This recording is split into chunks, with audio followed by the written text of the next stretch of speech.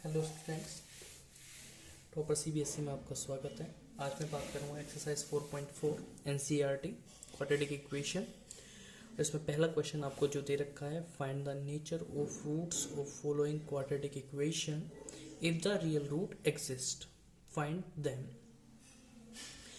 आपको ये बताना है कि ये जो क्वाड्रेटिक इक्वेशन है इसमें 3 क्वेश्चंस दिए हुए हैं पहले पार्ट में, कि अगर ये रियल रूट्स हैं और एग्जिस्ट करते हैं तो उनकी वैल्यूज आपको फाइंड करनी है। मैं इसमें आपको पहला और सेकंड क्वेश्चन बताऊंगा, first and second question, third आपको खुद करना है। फर्स्ट क्वेश्चन के लिए बात करते हैं। तो इसमें आपका ए की वैल्यू जो दे रखी है वो 2 है, और बी की वैल्यू जो दे रखी है वो -3 है, और सी की वैल्यू जो दे रखी है वो है 5। सबसे पहले आपको पता लगाना है क्या ये रियल रूट एग्जिस्ट करते हैं या नहीं। इसके लिए आपको निकालना होता है डिस्क्रिमिनेंट, जैसे कि मैं प्रीवियस वीडियोस में भी बता चुका हूँ। डी की वैल्यू होती है b² - 4ac। बी की वैल्यू हो गई -3, -4 इंटू ए की जगह 2 और सी की जगह 5। -3 का स्क्वायर 9, -4 2 ज़ा 8, 8 5 ज़ा 40, 9 - 40 -31। ये 0 से छोटी वैल्यू हो गई, इसका मतलब लेस देन क्या हो गया, ये 0। और जब ये लेस देन 0 हो गया तो नो रियल रूट्स, क्योंकि केवल हमारे पास 3 ही कंडीशन होती है। अगर डी की वैल्यू 0 हो और या डी की वैल्यू बड़ी हो 0 से, तो दोनों ही कंडीशन रियल रूट्स की होती है। ठीक है, अब हम सेकंड क्वेश्चन की बात करते हैं। यहाँ पर अंडर रूट है, इसलिए मैं इसे क्वेश्चन को बता रहा हूँ। ए की वैल्यू यहाँ पर 3 है और बी की वैल्यू -4√3 और सी की वैल्यू यहाँ पर है 4। फिर से हम यहाँ पर डिस्क्रिमिनेंट की वैल्यू निकालेंगे। डी की वैल्यू -4√3, आपका फॉर्मूला होता है b² - 4ac, और बी की वैल्यू यहाँ पर -4√3 स्क्वायर 4ac। ए की वैल्यू 3, सी की वैल्यू 4। माइनस का स्क्वायर हो गया प्लस, 4 का स्क्वायर 16, √3 का स्क्वायर 3, 4 4 जा 16, 3 सा 48, 16 3 सा 48, 48 से 48 कैंसिल हो जाएगा, ये 0 हो गई वैल्यू। इसका मतलब हमारे ये रूट्स कौन से एग्जिस्ट करेंगे, रियल रूट्स एंड इक्वल। और मैंने आपको बताया हुआ है पहली वीडियो में कि अगर रियल रूट्स हो और इक्वल हो तो उसके लिए डायरेक्ट रूट्स के लिए एक फॉर्मूला होता है, क्योंकि दोनों इक्वल है, -b/2a। -b/2a माइनस बी की वैल्यू क्या है हमारी, -4√3, और ये -/2a। ए की वैल्यू क्या है 3, माइनस माइनस प्लस 4√3/2, 3 सा 6, 2 2 सा 4, 2 3 सा 6। इसका मतलब हमारे जो रूट्स होंगे वो होंगे 2√3/3, 2√3/3। That will be answer. और इसी तरीके से आपको एक थर्ड क्वेश्चन जो है ये आपको खुद करना है। इसके बाद में हम इसके सेकंड क्वेश्चन पर आते हैं, और इसका सेकंड क्वेश्चन है find the value of k for each of the following quadratic equation so that they have 2 equal roots. ये क्वेश्चन बहुत ज़्यादा इंपॉर्टेंट है। जहाँ पर भी के ए के क्वेश्चंस होते हैं वे बहुत ज़्यादा इंपॉर्टेंट होते हैं। एनसीईआरटी के एक्सरसाइज में केवल इक्वल रूट्स के लिए क्वेश्चन दे रखा है। खैर हम इसकी फिलहाल बात करते हैं। इन्होंने बोला है इक्वल रूट्स है, तो 4 इक्वल रूट्स जो हमारी डी की वैल्यू यानी डिस्क्रिमिनेंट की वैल्यू जो होती है वो होती है 0। अगर हम यहां पर बात करते हैं तो डी का फॉर्मूला फिर से b² - 4ac, जो कि हमारा क्या है 0। अब b की वैल्यू देखते हैं। b is the coefficient of x, यहां पर b की वैल्यू क्या दी है k²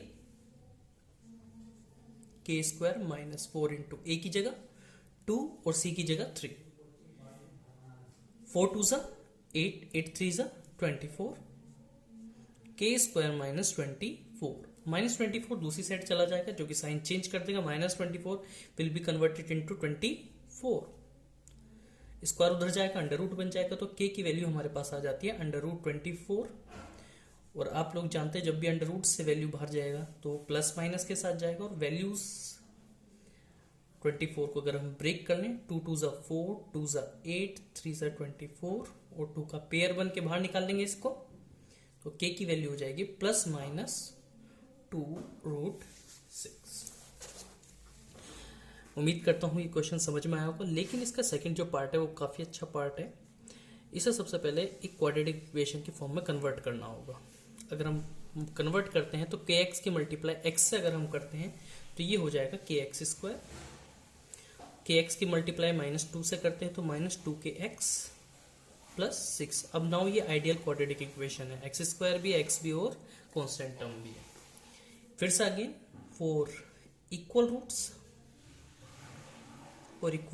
रूट्स हमारी d की वैल्यू क्या होगी 0, और d की वैल्यू अगर 0 होती है तो हमारा b² - 4ac की वैल्यू भी हमारा क्या हो जाएगा 0। b की वैल्यू क्या है, x का कोफिशिएंट क्या है -2k का होल स्क्वायर -4, a की जगह k और c की जगह 6। -2k का होल स्क्वायर हो गया 4k² -4 6 24k = 0। इसके बाद अगर हम बात करते हैं तो दोनों साइड से 4k² -24k उधर जाकर +24k और एक k से हमारा एक k कैंसिल हो जाएगा। 4 इंटू में उधर जाकर डिवाइड, k की वैल्यू 24/4 और k की वैल्यू हमारी आ जाती है 6। उम्मीद करता हूँ ये भी क्वेश्चन आपको समझ में आया होगा। अगर किसी को कोई प्रॉब्लम है तो कमेंट सेक्शन में जाके कमेंट कीजिएगा। क्वेश्चन पे आते हैं हम third important question. Is it possible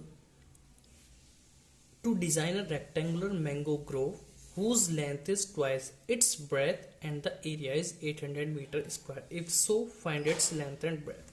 question कुछ इस तरीके से है कि क्या एक रेक्टेंगुलर मैंगो ग्रोव का जो लेंथ है और ब्रेथ है, लेंथ से जो है ब्रेथ जो है डबल हो सकती है या नहीं, और इसका एरिया 800 है, क्या ये पॉसिबल है? अगर है पॉसिबल तो आपको लेंथ और ब्रेथ की वैल्यू फाइंड करनी है। चलिए इस क्वेश्चन में हम डायग्राम बना लेते हैं। इन्होंने बोला है कि whose length is twice, length double है किसका, ब्रेथ का। तो लेट ब्रेथ हमने x मान लेते हैं तो हमारा लेंथ कितना हो जाएगा 2x। लिख लेते हैं इस लाइन को, let length equals to x metre और ब्रेथ हमारी लेंथ 2x हो जाती है, तो ब्रेथ हमारी क्या हो जाती है x मीटर। अगर हमारा ब्रेथ हमने x मीटर माना है तो हमारा लेंथ क्या होगा 2x, क्योंकि जस्ट डबल है, ऊपर नीचे हो गया, कोई प्रॉब्लम है नहीं। अब अकॉर्डिंग टू द क्वेश्चन इन्होंने क्या बोला है कि क्या इनका एरिया का फॉर्मूला क्या होता है, लेंथ इनटू ब्रेथ। लेंथ है 2x, ब्रेथ हमारा x, उसका एरिया जो है वो 800 मीटर स्क्वायर हो गया। 2 इंटू में है, उधर जाकर डिवाइड हो जाएगा, x into x, x², 800/2, x² की वैल्यू हो गई है 400, और अगर हम x की वैल्यू फाइंड करते हैं तो ±20। लेकिन x की वैल्यू 20 पॉजिटिव कंसीडर की जा सकती है क्योंकि लेंथ हमेशा पॉजिटिव होती है, ये तो सही है। लेकिन x की वैल्यू -20 नेगेटिव है, तो कैन नॉट कंसीडरेबल। ओके, अगर x 20 है तो इसके बाद में हमारा लेंथ कितना हो गया, जो कि 2x था, तो 2 इंटू 20 40 मीटर। ओके, यहाँ तक कि ये दोनों वैल्यू फाइंड की जा सकती है, इसका मतलब रियल रूट भी एग्जिस्ट करते थे, लेंथ और ब्रेथ भी, हाँ ये कंडीशन पॉसिबल थी। अगर यहाँ पे इन्होंने ये बोला था इफ सो, यानी सबसे पहले हमें ये बताना था इसको कि क्या ये एग्जिस्ट करता है या नहीं, तो यहाँ पर एक क्वेश्चन के इसके पार्ट को आप लोग कर सकते हो, x² प्लस का 400 उधर जाकर -400, ये भी एक क्वाड्रेटिक इक्वेशन है। तो ऐसी कंडीशन में आप कैपिटल D की वैल्यू निकाल लीजिए। कैपिटल D, यहाँ पर a की वैल्यू क्या है 1, क्योंकि x² का कोफिशिएंट क्या है 1। b, x कुछ है नहीं तो b की वैल्यू क्या होगी हमारी 0, और सी की वैल्यू हमारी होगी -400 जो कि कांस्टेंट टर्म है। अब डी की वैल्यू निकाल लेते हैं। D equal to b square -4a c, b कुछ है नहीं, 0 का स्क्वायर -4, ए की जगह 1 और सी की जगह -400, माइनस माइनस प्लस 0 प्लस 1600 और डी की वैल्यू हमारी आ जाती है 1600 जो कि बड़ी है 0 से। इसका मतलब रियल रूट एग्जिस्ट करते हैं, यानी वैल्यूज फाइंड की जा सकती है। यानी ये पार्ट बीच में था, आप इसे कर सकते हैं, मिसिंग है। ओके, क्वेश्चन नंबर 4 पर आते हैं। क्वेश्चन नंबर 4 भी कुछ इसी तरीके से है कि क्या ये फॉलोइंग सिचुएशन पॉसिबल हो सकती है या नहीं। If so determine there present ages, अगर ये हो सकती है तो उनके प्रेजेंट एज बतानी है। तो क्वेश्चन कुछ इस तरीके से है, दो दोस्तों के sum of the ages of two friends, उनके एजेस का सम 20 ईयर्स है और 4 साल पहले दोनों की एजेस का प्रोडक्ट जो था वो 48 था। चलिए कर लेते हैं इस क्वेश्चन को। सबसे पहले सॉल्यूशन में हम लोग क्या करते हैं, लेट एजेस ऑफ फ्रेंड्स, हमने उन दोनों फ्रेंड की एजेस जो है बी, एक की एक्स मान ली तो दोनों के एज का सम 20 है, तो दूसरे की एज हो जाएगी 20 माइनस एक्स। बहुत सारे बच्चे इसे x माइनस 20 कर देते हैं जो कि गलत हो जाता है, क्योंकि दोनों की एज का सम 20 है। अगर एक x है तो दूसरा होगा 20 माइनस एक्स ईयर्स, जो होगा ये ईयर्स में, इन ईयर्स। इन्होंने बोला कि 4 साल पहले, तो 4 years ago ages of friend क्या होगी। अब जरा देख लेते हैं। एक तो होगा x माइनस 4, इनकी x एज थी तो 4 साल पहले x माइनस 4 कोमा, और ये होगी 20 माइनस एक्स, इसमें से भी -4, और ये भी होगा इन ईयर्स। अब इन्होंने लोगों ने आके बोला the product of their ages in years was 48। चलिए ये भी देख लेते हैं। अकॉर्डिंग टू द क्वेश्चन,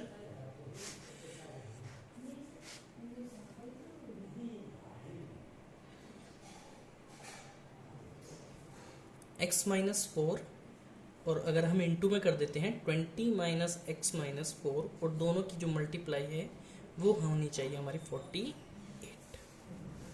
चलिए अभी इसे थोड़ा सा सोल्व कर लेते हैं। x माइनस 4, 20 से 4 सब्ट्रैक्ट किया तो 16 माइनस एक्स इक्वल टू 48। चलो मल्टीप्लाई करते हैं, x into 16x, x into minus x square, minus 4 into 16 minus 64, minus 4 into minus x plus 4x equal to 48। क्योंकि एक्स स्क्वायर नेगेटिव है तो दूसरी साइड हम ले जाते हैं इसे, तो इसे पॉजिटिव हो जाएगा ये। माइनस एक्स स्क्वायर उधर जाकर प्लस का x square, plus 16x plus 4x, 20x उधर जाकर माइनस 20x, माइनस 64 उधर जाकर प्लस 64, 64 और 48 ये हमारे दोनों मिल जाएंगे और जो कि हमारे हो जाएंगे 112 इक्वल टू 0। ये हमारी क्वाड्रेटिक इक्वेशन बन गई। ये रूट्स एग्जिस्ट करते हैं या नहीं, इसके लिए हमें इसमें डी की वैल्यू फाइंड करनी होगी। चलिए डी की वैल्यू फाइंड कर लेते हैं। डी फॉर्मूला होता है b square minus 4ac। Okay, b की वैल्यू जो है वो हमारी है -20 स्क्वायर माइनस 4 इंटू ए की जगह 1 और सी की जगह 112। -20 का स्क्वायर 400 और 4 1 जा 4, 112 से अगर 4 की मल्टीप्लाई करते हैं it will be 448, then the answer will be -48 जो कि स्मॉलर देन है 0 से, यानी नो रियल रूट्स। और ये कंडीशन एग्जिस्ट करती ही नहीं है। अगर मैं आपको बता दूं कि इसमें एक कंडीशन थी कि, चलिए वो बाद में डिस्कस कर लेंगे हम लोग। Product of their age is 48, एक कंडीशन बनती है कि हमारा जो है एज है वो 86 हो, लेकिन उसमें 22 ईयर्स होता तो ज़्यादा सही था, तब हमारा आंसर पॉसिबल हो सकता था। खैर, इसके बाद लास्ट क्वेश्चन इसी एक्सरसाइज का, is it possible to design a rectangular park of perimeter 80 metre and area is 400 metre square, so find its length and breadth. Question direct किया जा सकता है, लेकिन जो बच्चे करते हैं शुरुआत में स्टार्टिंग में, वो इसे 2 वेरिएबल से करना ज़्यादा प्रीफर करें। अगर शुरुआत में एक वेरिएबल से आप करेंगे तो कभी कभी क्वेश्चन गलत होने के चांसेस बढ़ जाते हैं। सबसे पहले इस क्वेश्चन में मान लिया हमने एक रेक्टेंगुलर पार्क बना दिया, ये हमारा रेक्टेंगुलर पार्क बन गया। हम इसकी लेंथ मान रहे हैं x और ब्रेथ मान रहे हैं y। ओके, अब इन्होंने क्या बोला है अकॉर्डिंग टू लेंथ मैंने मान ली है लेंथ ऑफ रेक्टेंगुलर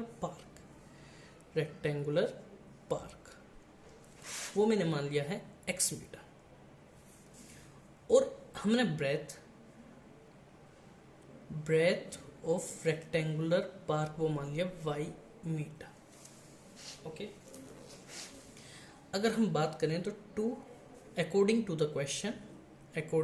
क्वेश्चन प्रश्न के अनुसार अगर हम बात करें तो एरिया जो हो गया, एरिया आपका सॉरी पेरीमीटर इन लोगों ने क्या दिया था, पेरीमीटर जो है वो 80 मीटर, और पेरीमीटर का फॉर्मूला होता है 2 into length plus breadth. Length हमारी x और ब्रेथ है हमारी y, इसकी वैल्यू दी है इन्होंने 80, प्लस का सॉरी इंटू का 2 है, उधर जाकर क्या हो जाएगा डिवाइड, तो x प्लस y की जो वैल्यू है वो हो जाएगी 80 divide by 2 which will be 40, और y की जो हमारी वैल्यू है वो आ जाएगी 40 माइनस x। इक्वेशन नंबर, किसी को कोई प्रॉब्लम मेरे हिसाब से नहीं होगी। इन्होंने बोला है एरिया जो इन लोगों ने दिया है वो दिया है 400 मीटर स्क्वायर, और एरिया होता है length into breadth, length is x and breadth जो कि y थी 400, और y की वैल्यू हमारी 40 minus x equal to 400। x के अंदर मल्टीप्लाई कर देते हैं, x into 40x minus x into x square equal to 400। माइनस का एक्स स्क्वायर है, दूसरी साइड रिटर्न कर लेते हैं, उसे चेंज कर लेते हैं, माइनस एक्स स्क्वायर उधर जाकर एक्स स्क्वायर, प्लस का 40x उधर जाकर माइनस 40x, और प्लस का 400 सेम का सेम। ये क्वाड्रेटिक इक्वेशन बन गई है। सबसे पहले ये देखना है कि ये कंडीशन एग्जिस्ट करती है या नहीं। डी होता है बी स्क्वायर माइनस 4ac।